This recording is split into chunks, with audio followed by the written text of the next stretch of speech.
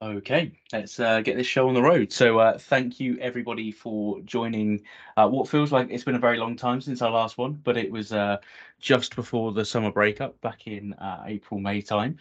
This is the sixth or seventh external community call for Azure landing zones. And thanks again for joining us, and hopefully you'll get some value out of today's session. As always, I'm joined by a number of my amazing colleagues who all build and help support the Azure Landing Zones mission. So if you do have any questions on the way through, please feel free to use the chat, the Q&A section. We've got lots of people here from the team monitoring that chat whilst others are presenting. So yeah, please do keep it collaborative. Just a polite reminder that this meeting is recorded, so if you do not wish to be recorded, please do leave the meeting now and catch up on the recording later. But hopefully most of you are okay with that. And as I've just sort of talked to, if you do have questions, put it in the chat. Everybody's here to monitor, and we want to make sure you get as much value from this as possible. So please use that. We may also stop, we may also discuss that right there and then if it is pertinent to the conversation.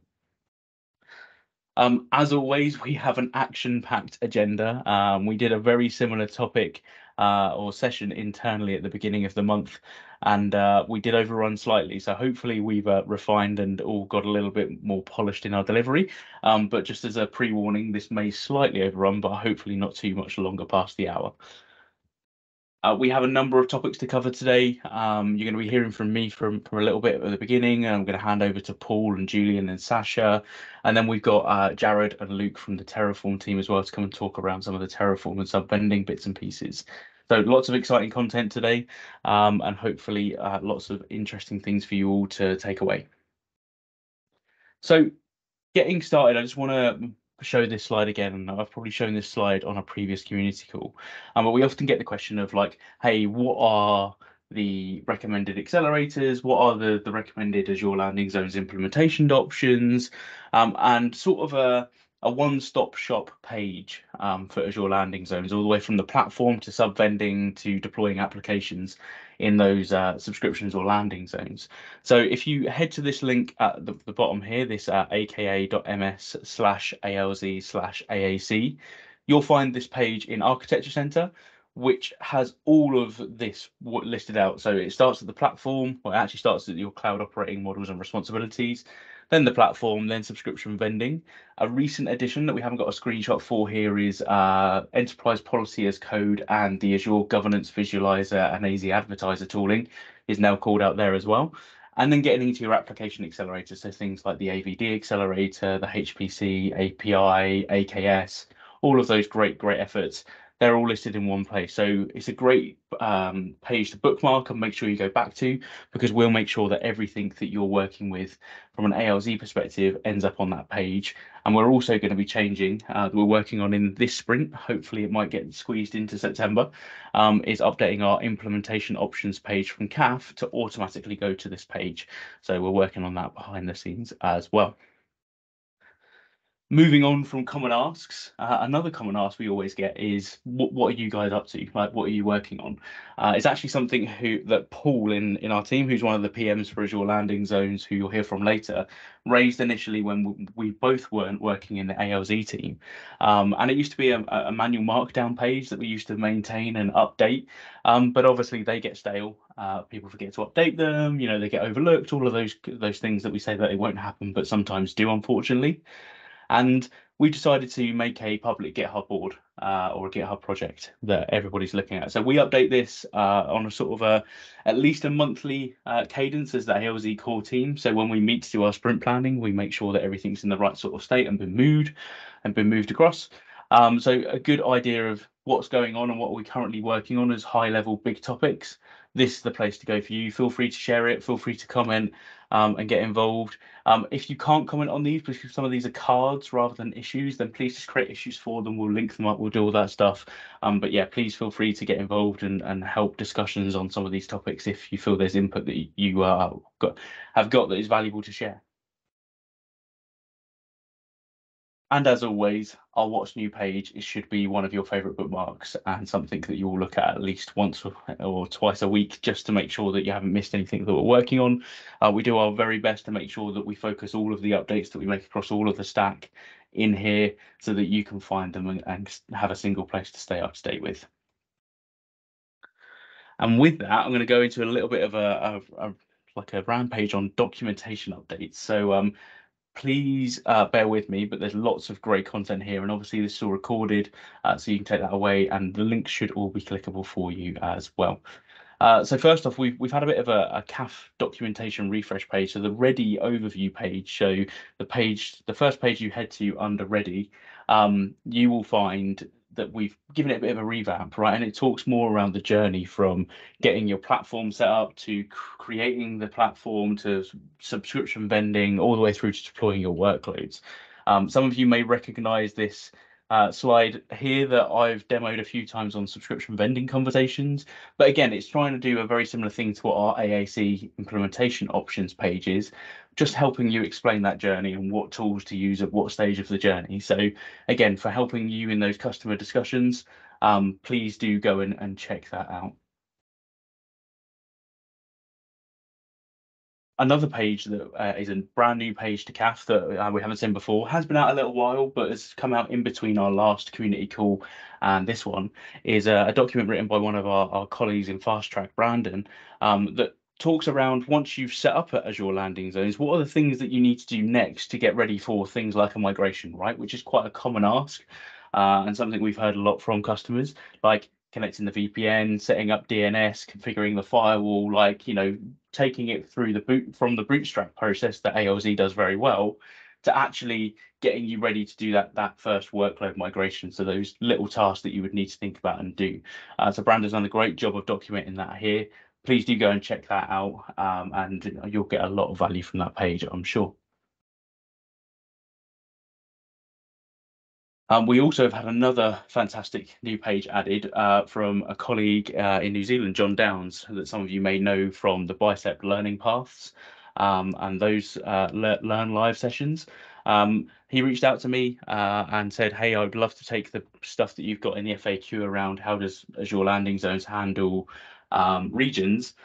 How do I expand on that a little bit more and talk about zones and all sorts of other bits and pieces? So John's done some amazing work here and moved that out into a separate page beneath the Enhance submenu inside of ALZ and CAF.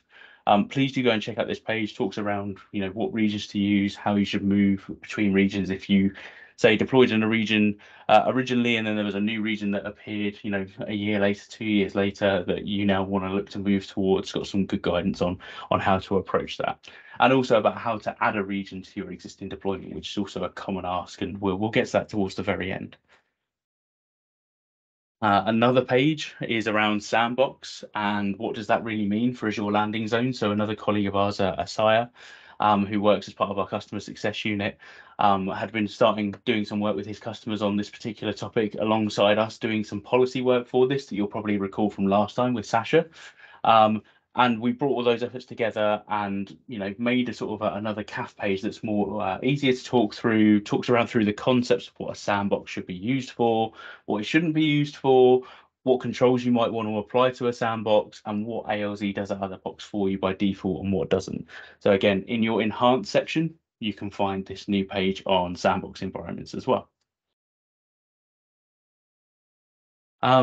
We have heard about this page, so the networking, topology, and connectivity page, quite a bit, not only internally but also externally for a little while, which talks around, what does Corp Online and connectivity really mean from a management group perspective that influences your networking topology. So we've taken away and we've worked on this quite a lot. So Robert in the ALZ team has basically rewritten most of this page that talks about what the Corp Online connectivity mean from a networking standpoint, what's their purpose. And then as you'll see towards the bottom of this page, we've got, why did we create Corp and Online? And we've got some examples and some scenario walkthroughs of like where you should place certain resources, like application gateways for primarily private resources. There's lots of great content in here, so I would highly recommend going to have a read with that, and it should clarify a lot of questions that folks have. We also do have a bit of a V2 to come for this update, which adds some more diagrams into Architecture Center and common patterns. So there's more to come, but what we've got out there already and what we validated with our internal field and our customers that we've been working with is that this has cleaned it up beautifully and people now understand exactly what is meant. So fantastic work to the team. But please do go and check that out. And if you do have any feedback, let us know. Another new section from another colleague in Norway this time, I believe, or Denmark. I apologise, I can't remember exactly, but Starlay has done some amazing work on adding considerations and recommendations around IPAM tooling. So obviously Azure has no native tool today, but there are still considerations that need to be made when you're thinking about IPAM, especially in terms of, how does it integrate with ALZ? What do I need to do? More of those sort of conceptual bits and pieces. So, though this is a great addition again to our networking guidance in our plan for IP addressing page that already existed, but we've now got some considerations in there through IPAM. So please do go and check that one out as well. It's a very important topic, especially when you're doing it at a large scale. And the final piece from me for now is a colleague in Egypt has been working on our brownfield guidance scenario. So Saif has been doing an amazing amount of work to add. We currently today for our brownfield guidance have this single page here. Saif has added all of this stuff down here based off of a document that we all wrote as a team about a year and a half ago, and just have never got round to finish writing it and converting it into CAF guidance. So Saif has taken the bull by the horns and has written that for us and has got them published. And it's just going through the final phases of our review processes internally and editorial reviews. And we hope to have that out, I would love to say by the end of the week, but more likely next week. So look out for this under Brownfield. So you'll see lots of more scenarios and an approach, which is something that we use quite a lot in the team. And I believe we have discussed in the past around using like an audit only management group hierarchy to move things in faster and do an assessment before moving them into an enforcement mode. So a slightly different approach, but very easy and very straightforward that we've used a lot of times with some large customers. So we're sharing that now with the wider audience because we know it's tried and tested. So yeah, again, great work, Saif. And with that, I'm handing over to Sasha to talk you through some policy updates. So Sasha, feel free to take control and take us through some policy stuff. Presenters turned off participant navigation. Oh wait, take control. Okay. I struggle with this every week, dude. I don't know what's up with that.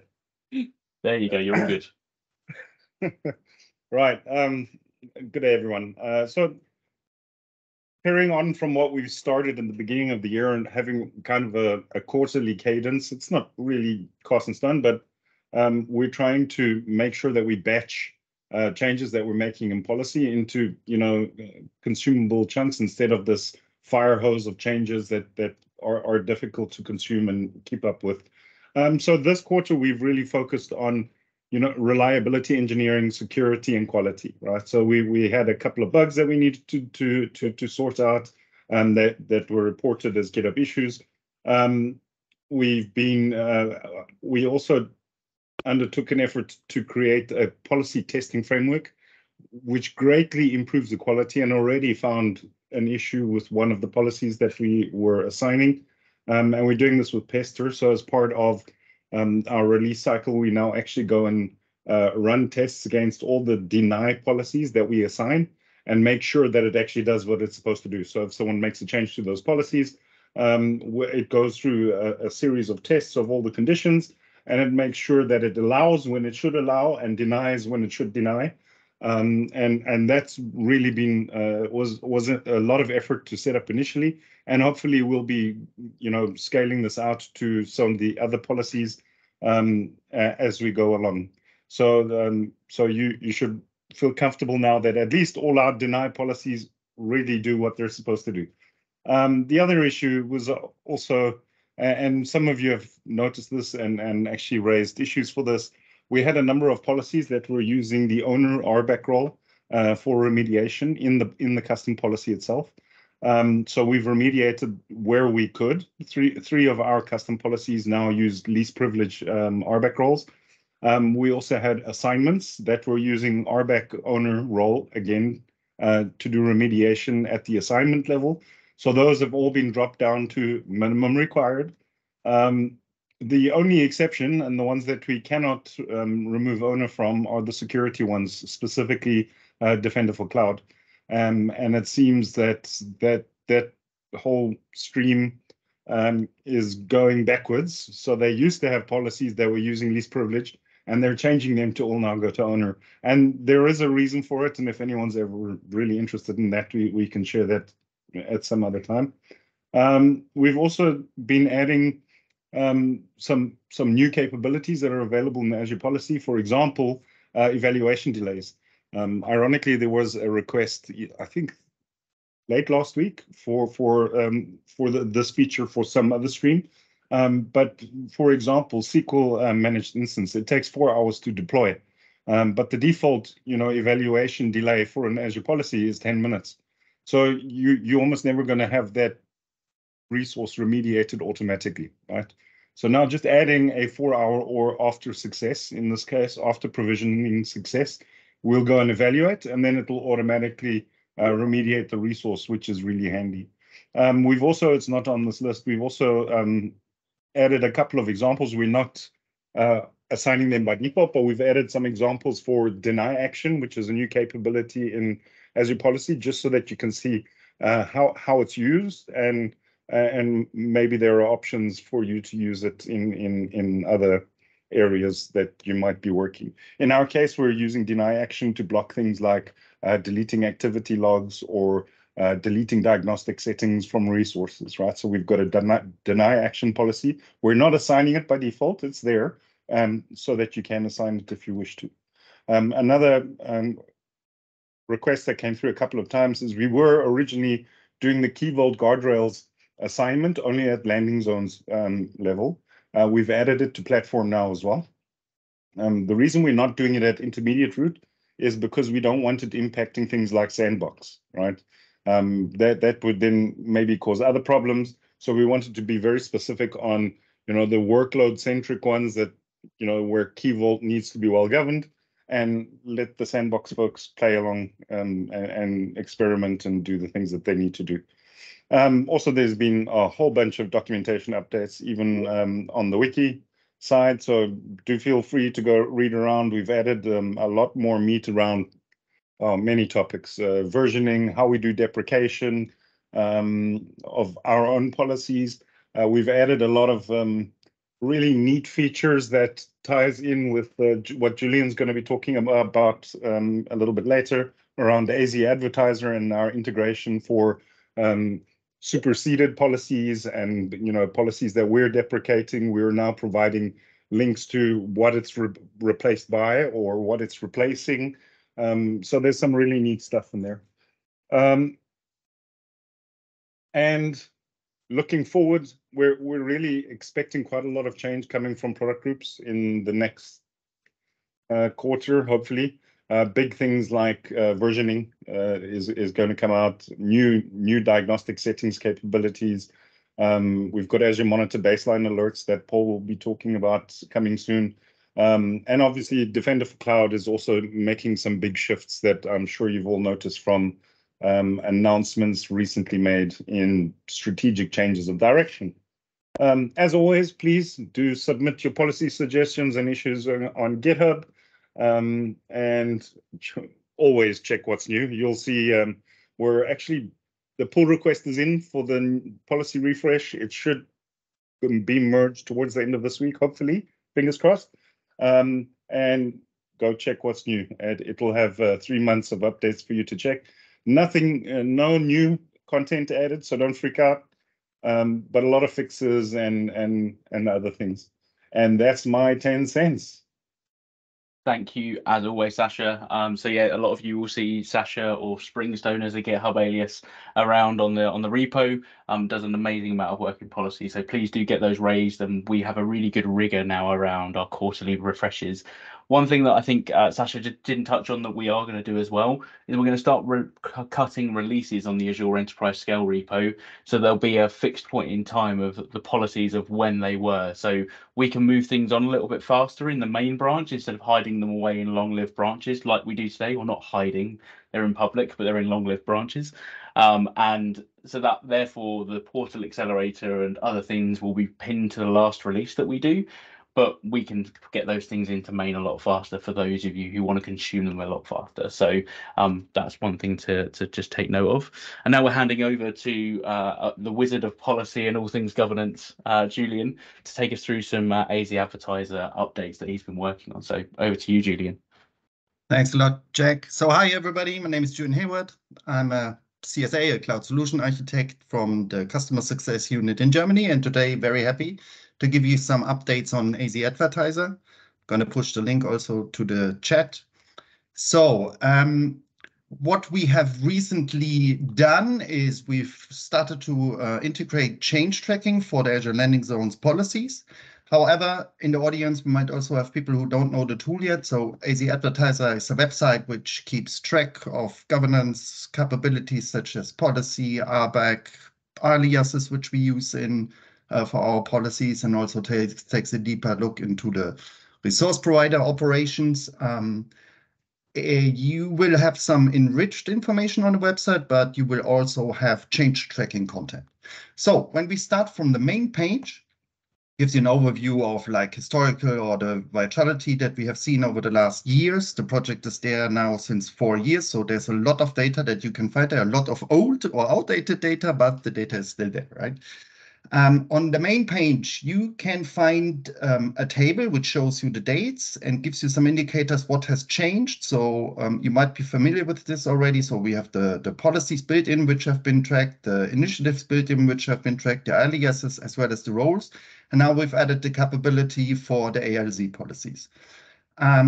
Let's have a look what we have there. So the latest, one of the latest changes has been around in July. So we had 3 changes there. 1 new policy was deployed and 2 have been changed. So if we start from here, selecting it, it should take us then to the change tracking website, which will already activate as a filter and then give us an overview of the 3 policies that we are looking at this moment. So it would give us the information that we have 1 new policy added from the team, and we have some changed policies also. So for the new policies, we now have the information that, this is what the colleague Sasha has just been talking about. We have some replacements, and we give you an indicator about what policy is replaced by this policy, guiding you further, as well as the changed policy, how or what has it been superseded by. If you then want to have some more information, and especially on the change tracking capabilities, you could then just jump onto the policy itself, which will lead you to a detailed information page, I would say. And that will just start giving you the links to the source repository, meaning to the ALZ repository, and then providing you some enriched information about that. And in case a policy was replaced, it will also have this link included, which one is replaced, guiding you to that other detailed page where you can then dive deeper. We'll give you information about the effects, the role that it uses, the aliases that are used, the different resource types that are used, if it is used in an initiative and whatnot. But now comes the more important part, which we wanted to talk about, is then the change tracking as well as the comparison. So now we can really travel a bit back in time and can really compare. So what has really changed from a history point of view, and then we have this comparison adjacent as we all know it. So this should then help you to keep better track of the policy itself or what the team has changed. Great, and this is the feature. We are also working on the next step to also do that stuff for the policy sets. This is not done yet. I was hoping to have it ready by today, but that's just not the fact. Taking a look at the time, we have another minute, so I would like to take the opportunity to also introduce you to the AZ Policy Advertiser Pro. So you in the main navigation, you just hover over policy, and then you go to All Pro. Comprehensive. It really gives you comprehensive information about all the policies. So AZ Advertiser collects the policies of all the built-in Azure definitions, so everything that we can see in the public cloud. It collects all the definitions from the Azure Landing Zone And it collects all the custom policy definitions from the GitHub community repository. I'm also going to paste you a link there, but you should find it from the AZ Advertiser website.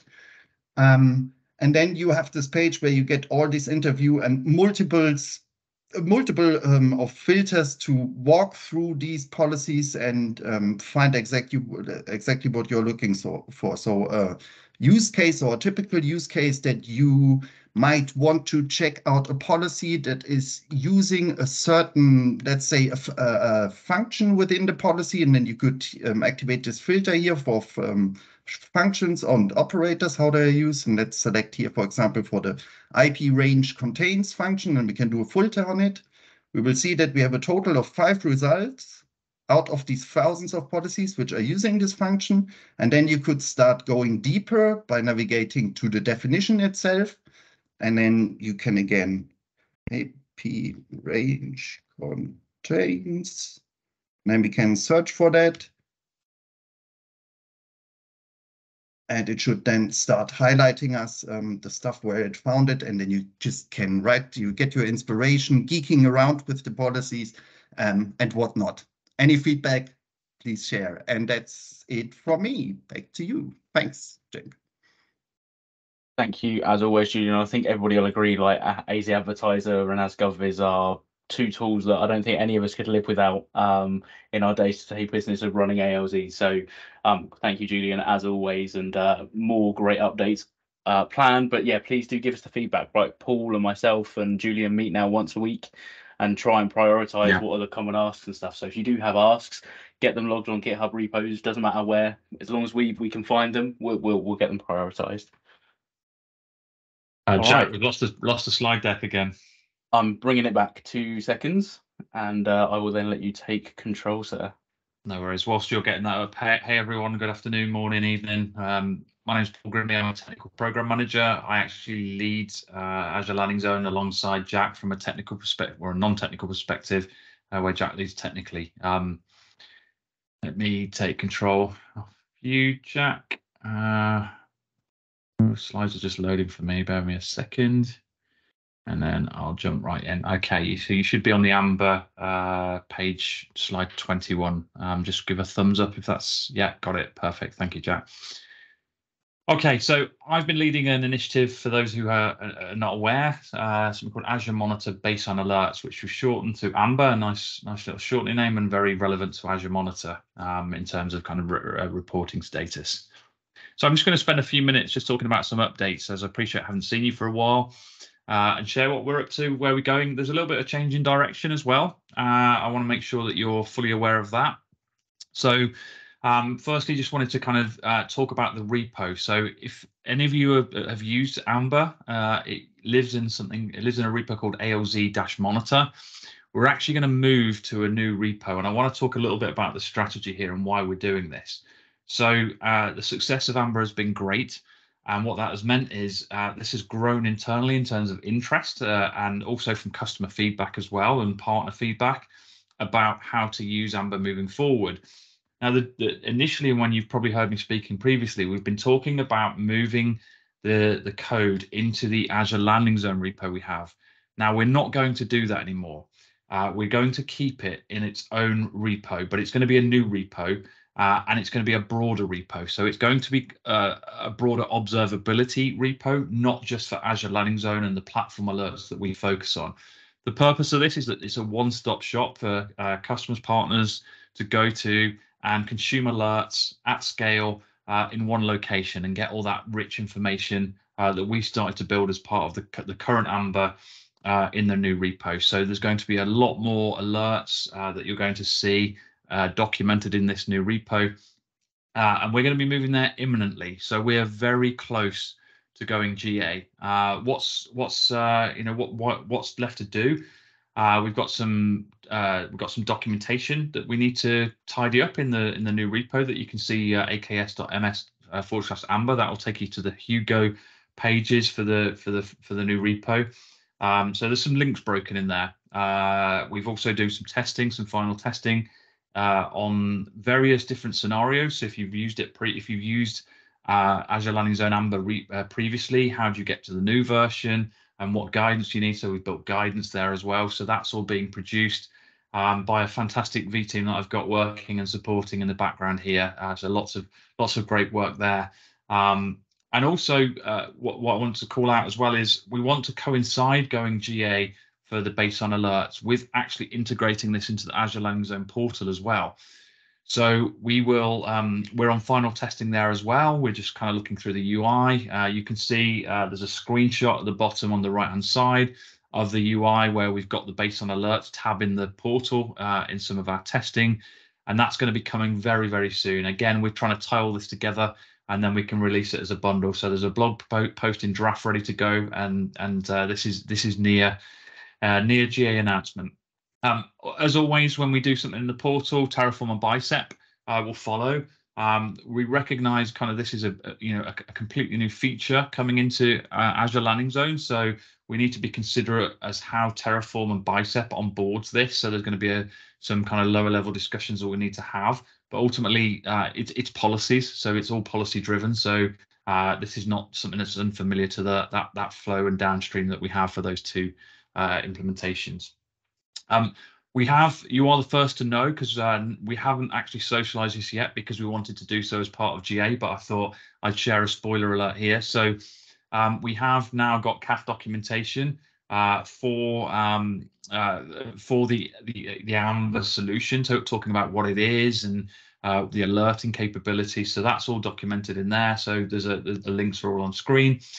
I wanted to call out this awesome diagram as well that one of the team, Brian, worked on here. So he's basically captured the high level kind of process and basically created a low level Visio about the alerts flow and how it works from an Azure Landing Zone perspective. But this could also apply to any Azure customer as well. And I want to emphasize that even if you're not Azure Landing Zone aligned, we are making sure that this can work for you as well. And we have guidance and instructions on how to do that as well. But that link's downloadable from here and will also be downloadable within that new repo location, which I've talked to previously. Also, one thing to share as well, we are gaining lots of interest internally at Microsoft with lots of other initiatives. And one of those is there's an Azure incident readiness. So when you have outages, how can you be proactive in those outages and what can you do to mitigate in those scenarios? So we are now one of the recommendations for scaling alerts as part of your service health configuration. So one of the key features of Amber is also enabling service health alerts throughout your platform as well, which will help give you that consistency in reporting outages and being able to address those as they flag up in your dashboards or in your emails or however you want to ingest those alerts. We have released a YouTube video as well on the Azure Enablement Show. So Jan and myself spent a good 10 or 12 minutes, I think it is, talking about what Amber is, how it came about, and how it works. And Jan dives into a little bit of the policy there as well. And again, finally on this, we are continuing to work really closely with the Service Health team. They've recognised what a great vehicle we have here in the tooling that we've produced, and the ultimate goal is that all our customers by default have Service Health enabled to help avoid those kind of challenges where you don't know what's happened. We want to make that as part of your kind of your day one setup, that you have Service Health alerts set up that you can be able to subscribe to and benefit from those notifications. So that is me. I will keep an eye on chat. We'll go back to that, and I'm going to pass it over to, I think, is it back to you, Jack?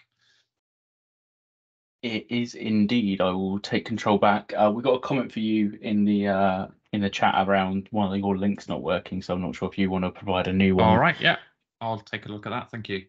But no worries. All right, so yeah, Amber is moving at some serious pace, but is getting some great traction and great awareness. So yeah, like keep your eyes on that solution, and we hopefully will get a lot of the portal stuff done in the coming weeks. So keep your eyes peeled. Now time for some ALZ Bicep updates. So we have version 0.16.3 available. There will be another release coming probably sometime in October, yet to be completely locked down on when. But we've made a number of changes to ALZ Bicep and updates. So we've obviously pulled in the latest work that Sasha's been doing, not the round that's just to be announced, but the one before. So we will pull in Sasha's latest work as soon as it's merged, which I'm responsible for this week. So that's on me if it doesn't happen this week. We've done a ton of work to the accelerator. So Zach in our team has been doing an amazing amount of work on the accelerator. So we now have what if enabled on PR workflows, which was a suggestion from our customers and actually an initial PR from our customers as well, which we absolutely love to see. So thank you for that. We now have a pipeline, or the pipeline that does the management group diagnostic setting. So if any of you have ever seen that invalid authentication token random error that means really nothing, is actually due to the Microsoft.Insights resource provider not being registered on the management subscription. So the accelerator now has logic in the pipeline to handle that and register that if it's not registered on the management subscription. So thank you, Saif, again for sorting that one out.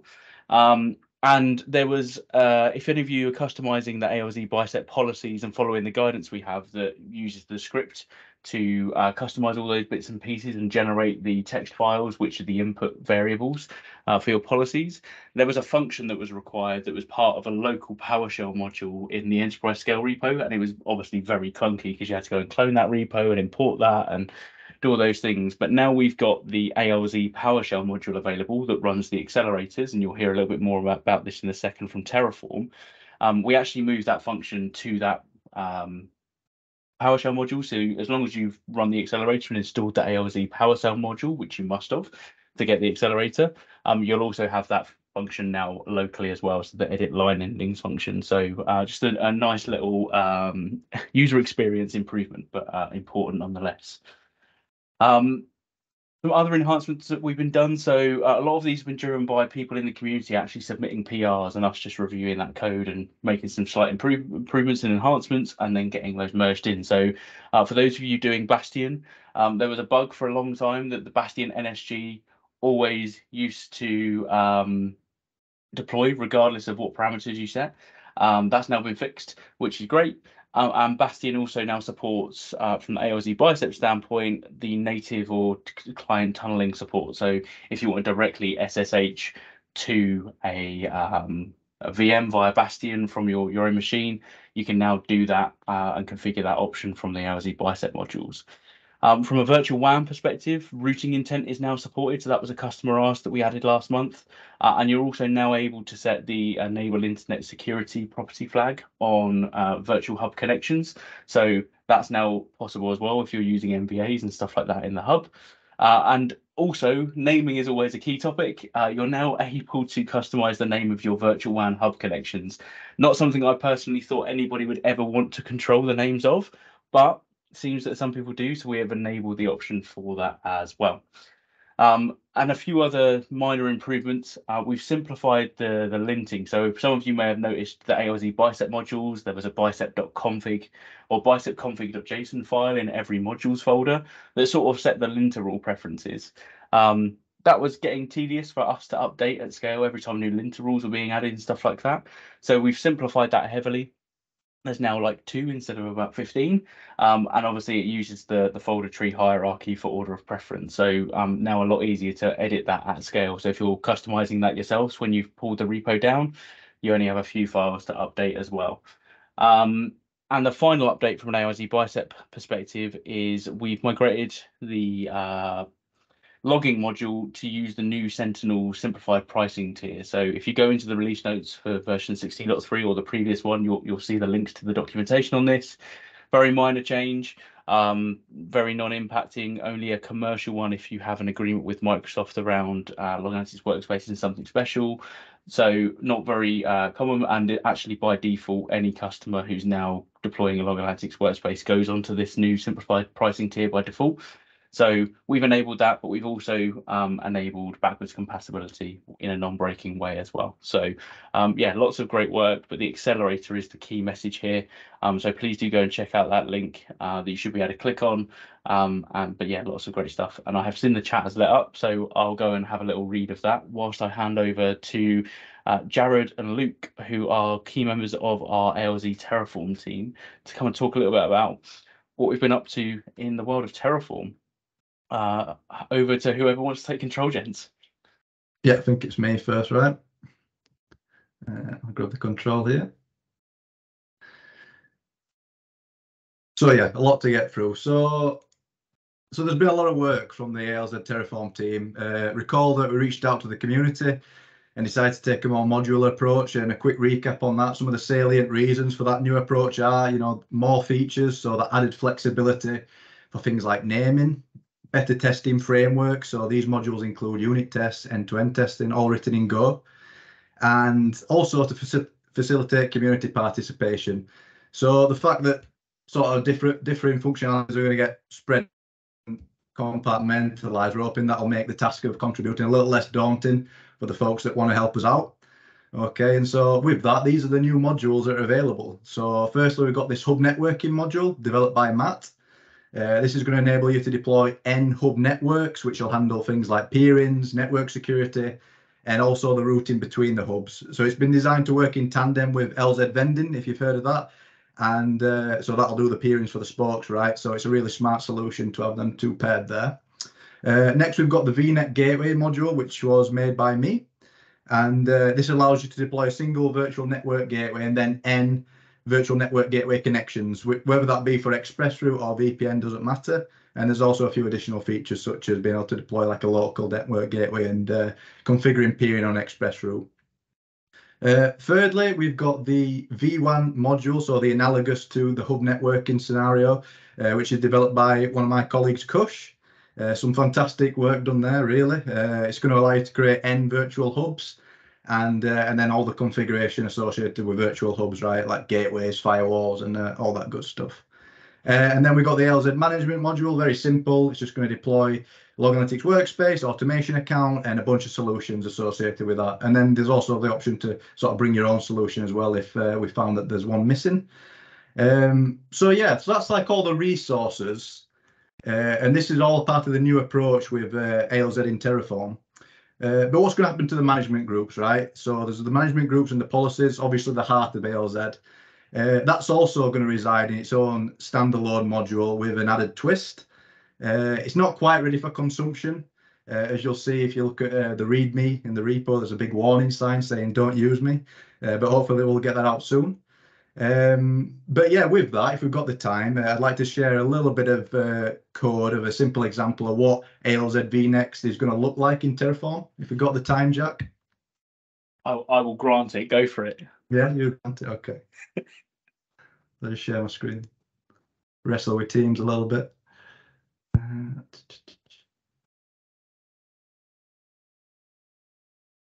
Okay. Can everyone see that? Yeah, all good. Okay. So this is a simple example, like I said, of what vNext is going to look like. Okay. So again, firstly, we notice we've got this management module here, the LZ management one. That's just going to create this Log Analytics Workspace, this automation account. And then we move over to the management group structure. So what we've got here is a module declaration, which is going to be tied to a single management group. And you can see we've got all the, so the source code here, by the way, is it's going to be the new ALZ module, right? And we can configure things like the ID, the display name. So again, straight away, we've got customization for the naming, which is something that we've all wanted for a long time. So we can do that there. And then we've got this base archetype argument. Now, essentially, the inputs for this are going to be the well-defined archetypes that we'd normally associate with ALZ. So things like root, things like connectivity, identity. In this case, we've chosen root. So all that means is the management group that we're creating here is going to get those policies commonly associated with root assigned to it.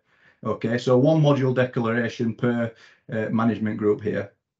And then next underneath, we've got another management group. So it's landing zones archetype in this case. But just notice that we've got this parent ID here. And that's just an output of this module here that's been fed into this parent ID here. And all that means is not only have we got the naming that's customizable, but the entire hierarchy itself. So the entire management group structure is fully custom at this point. But now the twist, obviously, as mentioned. So what's doing all the heavy lifting here? We've got this new provider, right? So we've got this ALZ provider here that's been developed by Matt. Props to Matt for making this. It's quite amazing. But yeah, so in terms of policies, I think the old Terraform modules really been taken to its logical extremes in terms like the HCL code that's used to make those policies and do all the logic there. So it's been so it only made sense to us to sort of, you know, continue to add those features in and continue to make a better user experience, that we use a more comprehensive language such as Go, hence using a provider now to do that for us and to do all those policies. So yeah, so this is the example, and with that I'll pass you over to Jared. Hi there. I will just get the slide deck back for you, Jared. 2 seconds. Yeah, okay.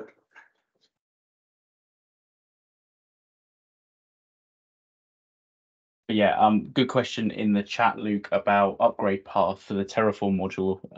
If you want to take a go at answering that, and yeah, we'll have a discussion there.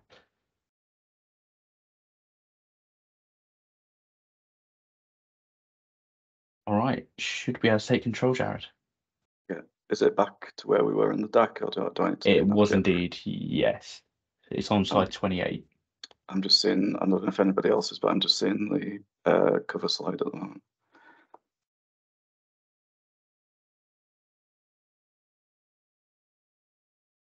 Quick thumbs up if you can see slide 28, ALZ Terraform Accelerator. Oh, okay. It's just me that can't see it. Okay, I'll talk for it then. Okay. I'll drive. Go for it. So I'm Jared. I'm a cloud solution architect at Microsoft, and myself and Luke have been working on an accelerator for Terraform. So this is to get you from being fresh to using the landing zone Terraform modules and being able to go through the various stages that you need to get the module deployed into a continuous integration, continuous delivery environment. So there's basically three phases that it covers. So the first phase is prerequisites. So everything that you need to do in terms of permissions and setting up subscriptions. And then there's a bootstrap phase, which gives you a set of Terraform actually behind the scenes. And this is where the ALZ PowerShell module comes into play. So we've extended the ALZ PowerShell module to include Bicep, as well as being able to do Bicep. You can now do Terraform with the same module. And that will, when you run that, it's behind the scenes. You get a bunch of choices. So you get what VCS do you want to use? Do you want to use GitHub or Azure DevOps? In the case of Azure DevOps, you've got a couple of different authentication options, but basically it runs you through a bunch of prompts. You fill in the details, and then it's actually going to deploy that Bootstrap environment for you. So it's going to set up your repositories, your version control. It's going to set up your storage accounts in Azure for your state files, all the permissions that are required, so that you're ready for the third phase, which is the run phase. So basically, once that Bootstrap's run, you can go into GitHub or Azure DevOps and immediately run that pipeline and be able to deploy something. So as part of this, you can see, hopefully you can see the diagram now, hopefully it's come up. But on the left-hand side there, we've got what's called a starter module. So myself and Luke mainly Luke, are developing a lot of different starter modules to get you going with. So we've got like really basic ones that just do management groups and policies, through to ones that include hub networking. And Luke's currently working on one that sort of gives you a lot more flexibility, which is sort of the comprehensive advanced version. And also all the things that Luke was just talking about in terms of the new modules, once we're ready, we're going to bring all that into a starter module as well. So you'll be able to have, you know, all the things that Luke was showing you ready to go in a starter module in the accelerator. So this is really to get you up and running quickly, with, you know, minimal need to understand how to use all the different moving parts. And we're going to build on this over time. So right now, It's out there. It's available. You'll see a warning on the front of the repository saying, be cautious if you're going to use this. And I've kind of repeated the warning here on this slide. We're on version 0.0.3 at the moment. But we would like people to start taking a look at it and trying it out and raising issues in GitHub if you feel you want to do that, and that would really, really help us, right? We want to get it out there and get it into people's hands as soon as we can. So that's the call to action. If you can take a look at that, we'd be really grateful. And we're happy to answer questions on it as well, of course. I'm going to see if I can. Oh yeah, we're on to the next slide. So yeah, next thing is we're going to be present at HashiConf. Specifically, Matt White from the Terraform ALZ team is going to be presenting. So we've got a session called "Get in the Landing Zone with Terraform on Azure," and Luke Taylor came up with the title for that. We know a few of us had a go, but he came up with the best one. And as part of that, we're going to be covering the accelerator that we just talked about, and we're also going to do an advanced scenario with subscription vending as well, but talking about a lot of the other moving parts and things. So if you're attending in person, then go and see Matt's talk. If you're attending online, it's free to attend online, get signed up and watch the talk as well and give us a bit of support there. I think that was everything in that section there. Yeah, awesome. Lots of stuff going on in the Terraform space, and thank you to Luke and Jared for stepping in last minute. We asked them to step in and present because Matt can't be here today on Friday. So big kudos to both of you for stepping up and taking on all of this stuff. So we're going to talk a little bit around subscription vending now. We do have a few more slides to get through, but do not fear. So Jared, I think you're carrying on with some Terraform updates here, right? Yeah, sure. So in the subscription vending module, we've added a lot of new features recently that you may or may not have seen already. So we've added support for creating user-assigned managed identities and OIDC configuration. So if you're aware of Workload Identity Federation, which is supported in GitHub, Terraform Cloud, and now it's available in Azure DevOps as well, then you can use that, to set the configuration up as part of the subscription vending module, which gets rid of that need to have any service principal secrets anymore. We've also added the ability to register resource providers. So Jack touched on the resource provider issue earlier, but basically you can register the resource providers up front, and you can also choose which resource providers you want to register when you're vending the subscription. We've introduced virtual WAN routing support as well, so routing intent support, the same as with the Bicep module. We've also added the ability to manage the network watcher resource group. If you've ever tried to delete a subscription where you've used virtual networking and you created that subscription with Terraform, you'll know that you're unable to delete the subscription because Azure automatically creates a network watcher for you behind the scenes, which isn't managed by Terraform. So we've added the ability to create that resource group as part of the vending module, so that if you are deleting subscriptions, it will be able to delete it. A couple of things that are coming soon. So Luke's working on the ability to create subscriptions in a slightly different way, which means that we need a different set of permissions on the management group. So at the moment, you always need the root management group permission, but with this new change, you'll only need permissions on the management group that you're actually deploying your subscription into, which will be great for some people. And we're also introducing one-way VNet peering as well. So some customers have asked us to only peer from the spoke to the hub, and then the hub to spoke be managed by something else. So that's why that's coming as well. That's everything for now. Awesome. No, some great work there, and Terraform is flying ahead on some of these subscription vending updates. So we are working on currently from an ALZ Bicep standpoint, from a Bicep sub-vending standpoint, the ability to register RPs and features. So Saif is working on that, and we're very close to getting that out. And then we'll be moving on to the user-assigned managed identity piece as well as adding vWAN routing intent support and all those other pieces to bring parity. We've also made some slight permissions changes. So you used to have to have owner at the /scope, so true tenant root. We've now scoped that down so you only need it on side of your management groups. So you can remove the /scope permission for Bicep LZ vending now, which is a great change for us. We've also made some metadata changes because we're hosted in the public bicep registry, so we had to do those. And we've added some optional parameters that if you're an MCA customer in a multi-tenant scenario, you may need, that we had for a couple of customers. So we've added those as well. But lots of we'll get to parity with Terraform again in the coming months as well, because we're doing some more development work on those pieces. All right. So somebody mentioned Carmel in the chat earlier. So the Common Azure Resource Module Library, and some of you may be aware of, may have found out about a thing that myself, Matt, and a number of people have been working on called Azure Verified Modules, or AVM. So I just wanted to give everybody a bit of an insight into what that is. It's early days, you know, that's what I want to put out there right now, but it's coming, and this is gonna be sort of the future of infrastructure as code from us. So stay tuned. So we quite often hear, you know, going on that customer journey, like a customer starts with ClickOps, like they get going, then they start doing the basics in IAC and DevOps, and then they realize they've got lots of code that's been repeated, so they try and decouple and, you know, make their code dry so they're not repeating themselves. And before they go and, you know, build that all themselves, they go, why don't we go and use some modules or something else out there in the wild? So they go looking for open source repos.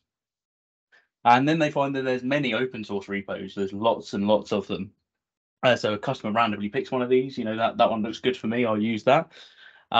Only to find out, you know, later on down the line that the repo isn't officially supported by Microsoft, or the repo might get abandoned or not get supported and maintained over time.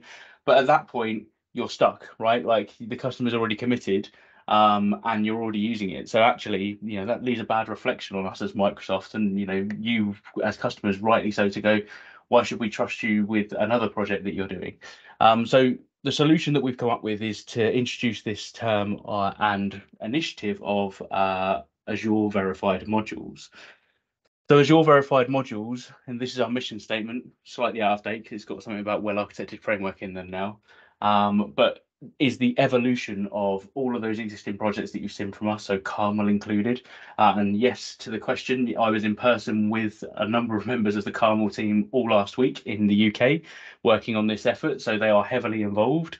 Those of you who know Alex and Erica are very much involved, as well as Marte. So yeah, all involved in this project and part of the core team. But we're trying to define what a good infrastructure as code module looks like, and build libraries that you can trust and rely upon that are also supported by us long term. So we've got backing from engineering here, backing from Bicep and the Terraform product groups, that these things will be supported long term, and we want to align everybody to doing infrastructure as code in the same way. Typical things like enabling common interfaces for things like diagnostic settings, resource logs, private endpoints, customer managed keys, like really wrapping over the top of resources and adding value to them, so that once you've learned the AVM standard, you can go very, very fast to build solutions and stitch things together. There is a site that you can go and read more around. So this is our baby that we've been working on for about 2 months. So do head to this site, so aka.ms/avm, and you'll find lots and lots of information about what it is, what type of modules we're creating, how, you know, what's the support life cycle, how do people propose modules to it. All of those good things are there. I will call out that at this time, module owners, which is a definition that we've got here under the team definitions and RACI, can only be Microsoft FTEs at this time, but contributions can come from anybody. So the module just has to be owned by somebody inside of Microsoft, because that means I can chase them and get them to respond to issues. But anybody can contribute via PRs and improve and enhance features, like you do with many of the existing Azure landing zones and other open source solutions out there. So this is what's coming. In terms of timescales, we're just about to publish our first modules into the respective registries. So a difference here is that the Carmel modules that you know and love will be evolved and migrated into AVM, and all available via the public Bicep registry. The Terraform modules from things like Terraform Verified Modules, if you've seen that project, they'll be also converted and published into the HashiCorp registry as AVM modules.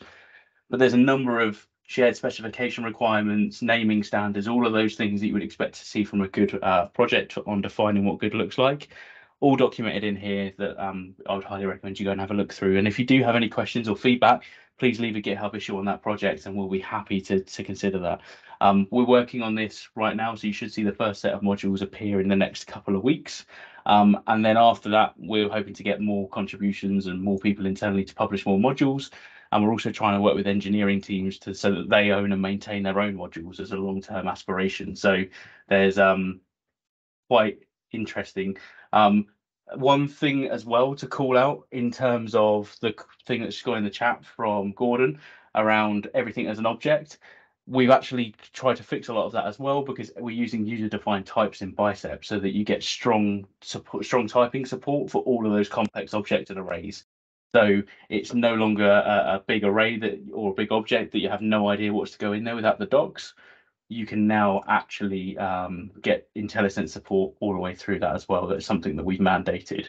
So hopefully we're trying to make those things better, but do keep the feedback coming because we're working closely with the engineering teams on these.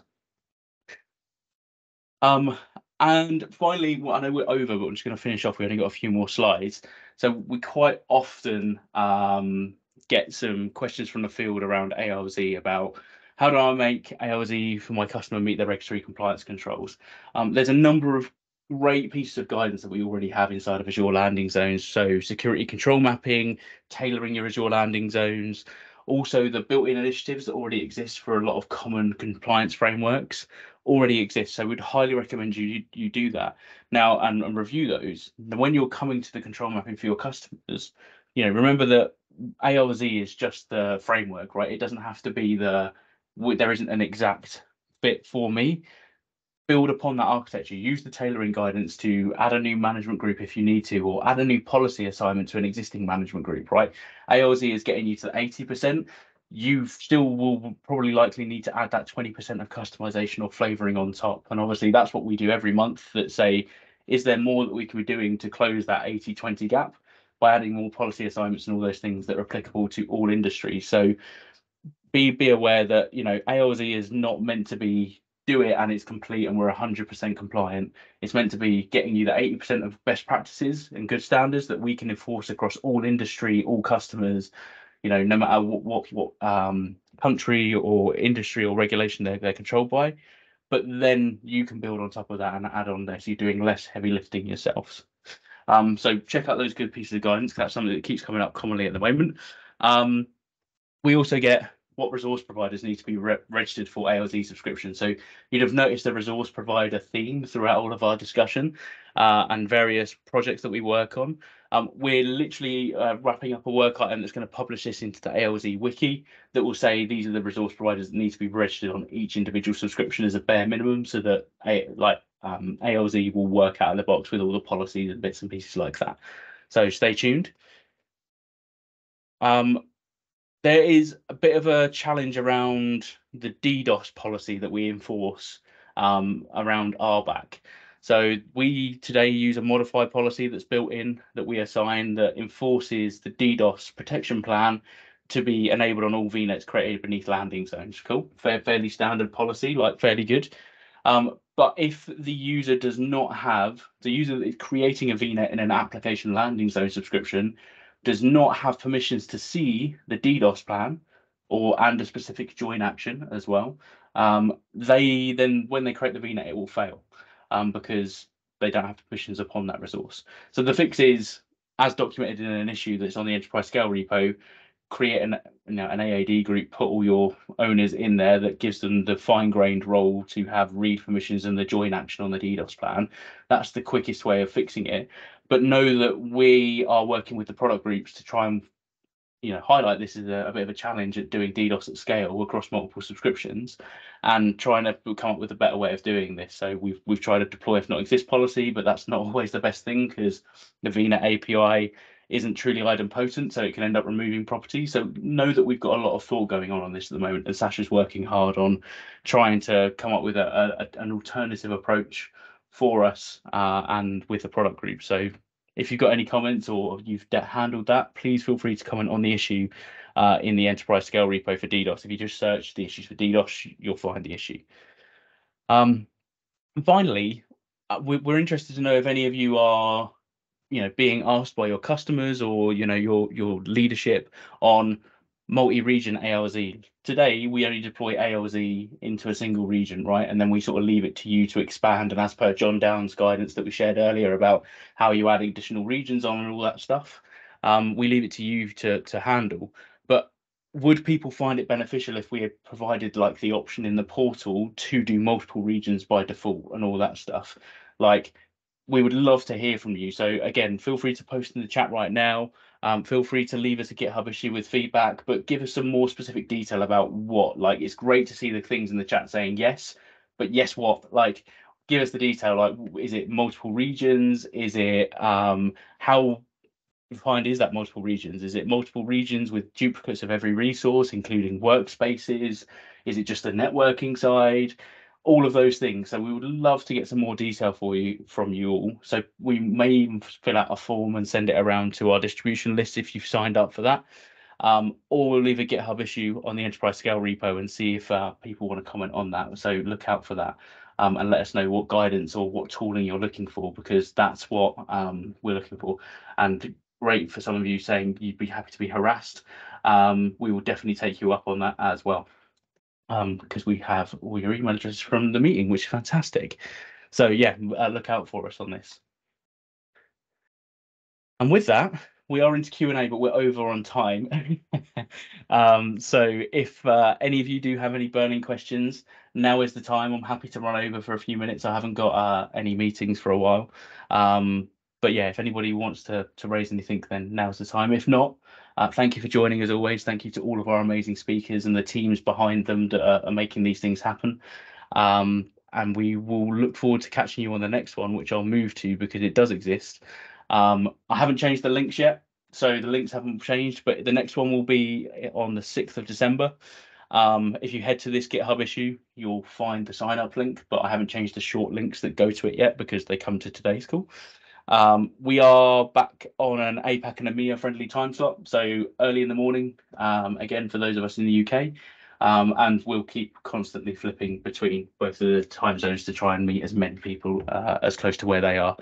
But as always, the recordings will be available. So tomorrow at some point, I'll put the slides up and the recording up on YouTube. So yeah, any other questions or anything that people want to discuss? I'm just looking through the chat. Team, is there anything that in particular is calling out?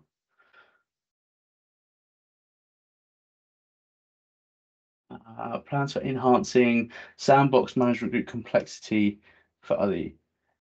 Yes, is the short answer to that one, Gordon. We have a whole document about enhancing sandbox to have like a sandbox, corporate sandbox online and all of those things to start replicating the policies down in audit only mode so that people can start getting sort of a red, amber, green status on their policies. So that is something that is on our priority list and being driven by some of our colleagues in Fast Track. I wouldn't like to say when, but it's certainly in our top half of the backlog. It's probably a fair point to share. And DNS Resolver as well is on our roadmap, and it is something we are heavily considering and trying to plan. We're just trying to finish out one other item in networking before we start on that one. So yeah, DNS Private Resolver is high on our list. Do not fear. But yeah, cool. I'm going to wrap it up there. I will still see the chat, so I'll reply to anything that's left over. But yeah, thank you as always for everybody for joining, and we'll catch you in December.